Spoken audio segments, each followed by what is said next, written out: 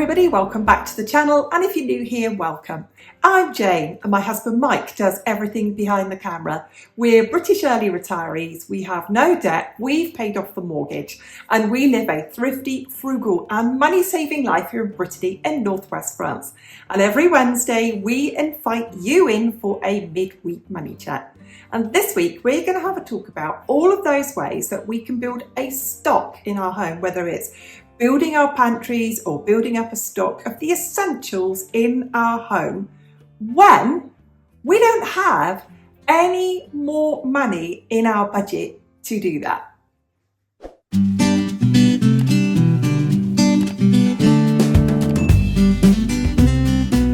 When we talk about a stock in our home or building a pantry, we're not just talking about food. We're not just talking about dried food, flour, sugar, oils. We're not talking about the beans, the rice, the dried goods. We're not just talking about that. We're talking about everything that we can build a stock of, whether it's food we can freeze, and also non-food items as well. So all of those things that we can stockpile when there is a good deal or there is a good offer. Pet food being one of them. Toiletries, bathroom tissue, cleaning products, laundry products, and other household items that we can build a stock of. And those other things that we can build a stock up of as well, whether that is clothing, whether that's things that you need for your home or for your garden, any of those things that you can put away or build a stock of. And that's what we're going to get into, the nitty-gritty of how we as individuals find the money in our budget to do that.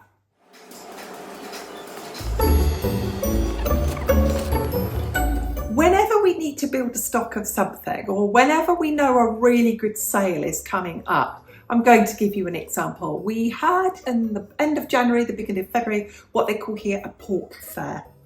That meant that pork joints that would normally go for 10 to 12 euros a kilo, they were selling that off between 1.99 a kilo to 3.50 a kilo for the best joints. So you can imagine that I went and stocked up. I filled a drawer in my freezer with pork to give us a really good meat to keep us going for the weeks and months ahead. And you might think to yourself, well, where did you get the money to do that? Then an offer might come up where our supermarket will give us back on our store card to spend later 34% back on coffee. So I'll go and buy 6 months supply of coffee. And again, you might be thinking, well, where do you do that? Do you have an extra budget for that? Do you have a percentage of your budget to do that? And I'm going to go into detail now about how we use no spend challenges to free up money to buy the deals and to stock up.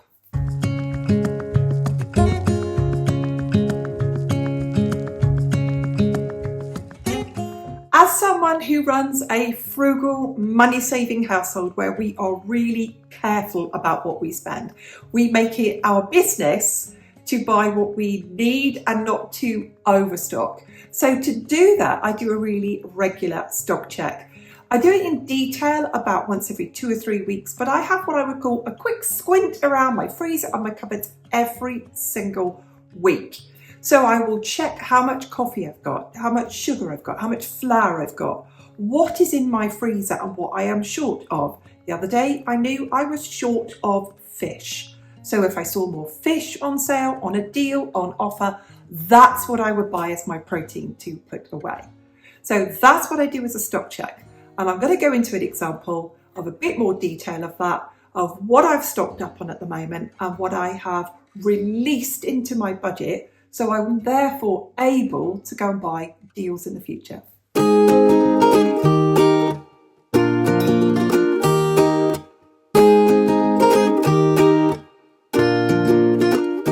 let me share with you sort of household stock that I have got plenty of at the moment and household stock that I don't have plenty of at the moment. I have got 6 months supply of bathroom tissue. So that is something that I can release from my budget. Now, normally I would spend maybe 4 to 5 euros of that a fortnight. So if you took that twice in a month, that releases sort of between 4 and 10 euros a month that I've got that I can use for stocking up. I am completely stocked up on shampoo and body wash at the moment. And if, again, I was going to spend that over a month, that might be about €10 a month. So that's another €10 a month I can use for stocking up. I don't need any laundry soap or any laundry liquid at the moment. And again, that could be another €5 to €10 a month. So we're getting that kitty up to now, up to another €30. And if I think around the house at the moment, I don't need any dried foods. I don't need any rice. I don't need any pinto beans. I don't need any black beans. I don't need any haricot beans, the white beans. I don't need any of that at the moment. I am really good on that for a moment. So that, again, that frees up some money. So when people turn around and say to me, so Jane, you have a supermarket budget of €400 a month. How do you not spend that every month? And how do you have money to buy the deals when you see them? That is an example. I do my stock check, and those are the things that I am not buying for a period of time, which frees those up in my budget to buy them. Let's talk to you now about the things that I've got my eye open for that I do need.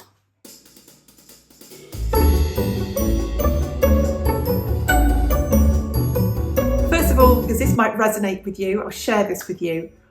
I don't like paying full price. In fact, I really don't like paying full price for anything at all.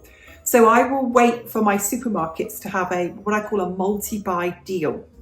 And when they do 34% off here, they're basically saying you buy two, you get one free. And our supermarkets do this in a certain way. So all of my supermarket loyalty cards are on my phone. They are an app. When I buy the products, I build up credit on that I can then go and spend like cash. So I get get one free later. So whether you look at it as a deal or not, for me, they give me my money back. And if they've given me my money back, I got it for free. So these are the things at the moment that I am waiting for the 34% off to be available. And the first one is pet food. I buy my dogs the little sachet pouches of pet food that goes with their kibble. It is really expensive. I mean, just after, 2021, when those pet food prices exploded, we now make sure that we get a deal and we get 6 months supply at a time. So we're coming down to the end of our 6 months. We're looking out for that deal. The next one is Sensodyne toothpaste. It is the only toothpaste that works for moist sensitive teeth. We've tried all the other supermarkets' own brands, they just don't work. But Sensodyne toothpaste here is about €5 a tube. So we will wait until there's a multi-pack offer, or there's a cashback offer, or there is some deal or another. So we'll wait for that. The next one, it was fish. I normally have a drawer in my freezer full of fish. Fish here is horrifically expensive. I really do wait until I can get to the supermarket on a certain day, and usually fish the next day. It's usually got a 2-day shelf life, fish, and the next day it's 50% off, and I will buy as much as I can, bring it home, split the packs, bag it, and I've got plenty of cod and plenty of salmon in my freezer, and I've got all of it half price. Why do I wait for it to be half price? Can't afford it full price. The one that I've just stocked up on for convenience and making things a bit different in our diet was frozen potato products.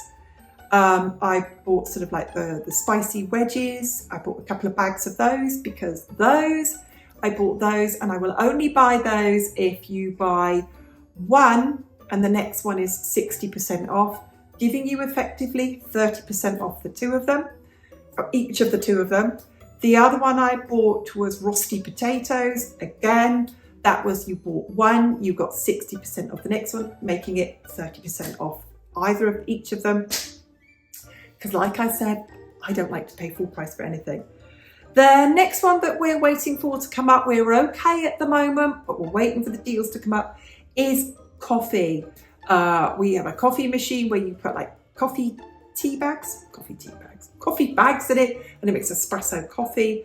It costs us 12 cents a cup to make it. If I can make that 34% cheaper, I will. I will. The other one that we're waiting up on is the long life milk deals. When the long life milk deals come up, we will go and buy 3 times as much as we normally do. And the other one we're waiting for is what I call condiments. Anything that goes on the side of your plate. Mayonnaise, ketchup, barbecue sauce. They often have in that pickles, those type of things. And those, again, we wait until we can get 34% off that. And then we can stock up for a good few months. So that's what we'll be doing to build our pantry. But at the moment, we're all right. Let's go into a few more details for you.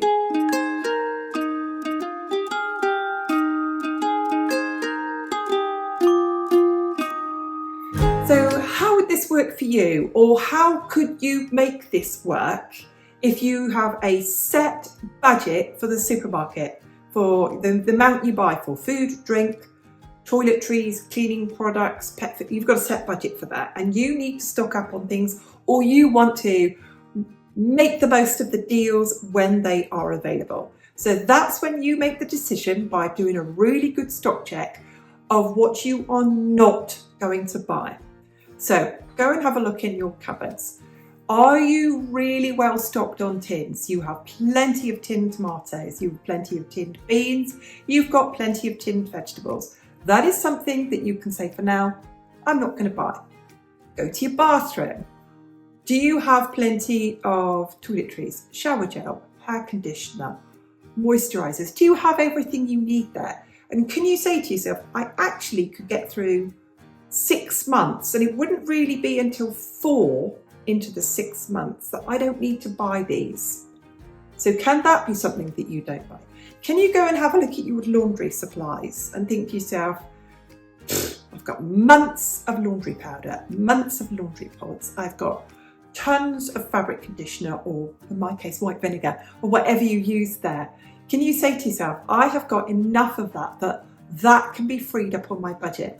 And that's when you start finding gaps in your budget. Can you go to your freezer and think to yourself, I have got 2 freezers full. You may have one freezer completely full of meat. You have one freezer completely full of food that's not meat.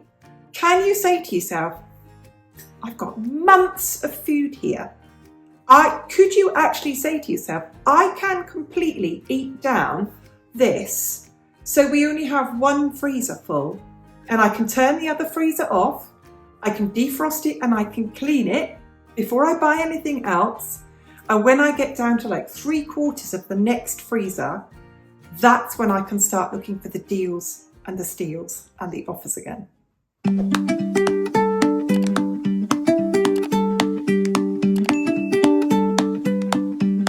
Now, this works for other things in our budgets as well, when we need other things. And I'm just going to use the example of clothing.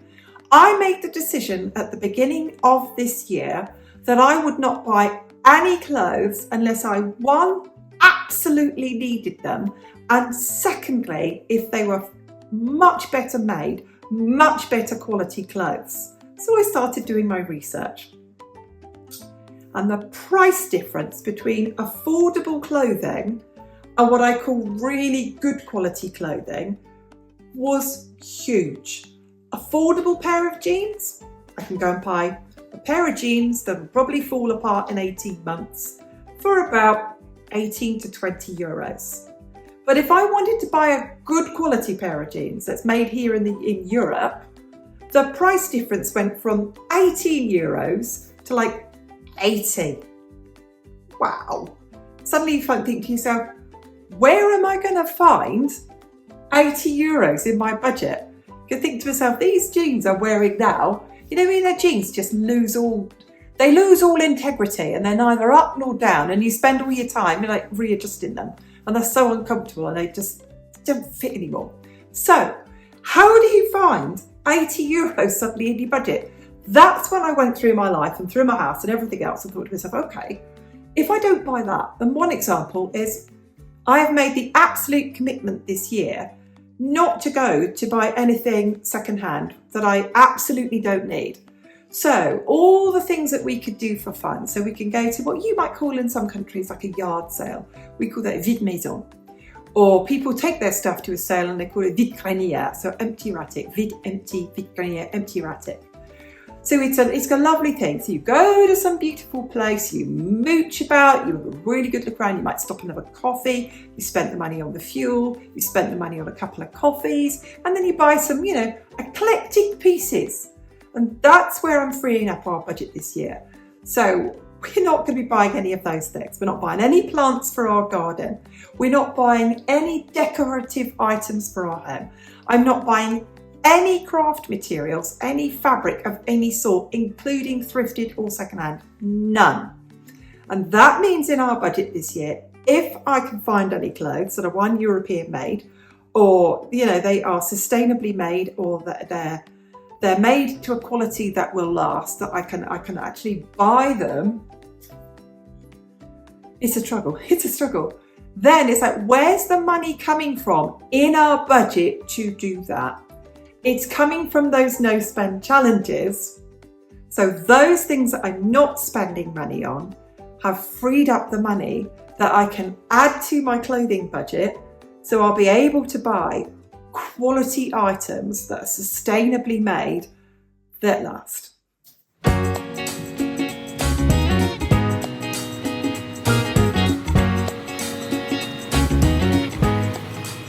So let's summarize this. How can we afford to stock up on the things that we need when we haven't got any more room in the budget? Like I said, we're going to go through, do a really thorough stock check. We're going to take a look at all of the things that we can take out of our budget for a while. We can equate how much we would have spent if we would have bought those that we hadn't have done, and release that amount of money to buy the things that we've got really good offers or a really good sale on the things that we absolutely need, like in my example, coffee, pet food, toothpaste, and some decent quality clothing.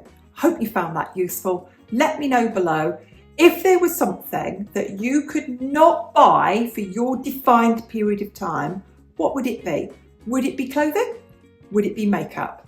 Would it be craft materials? Would it be a certain pantry item? Would it be a freezer item? Let us know. We read all your comments. We know you read the comments. We appreciate every single word that you write because, as I said, we read every single word of it. We'll see you on the next video. Bye for now.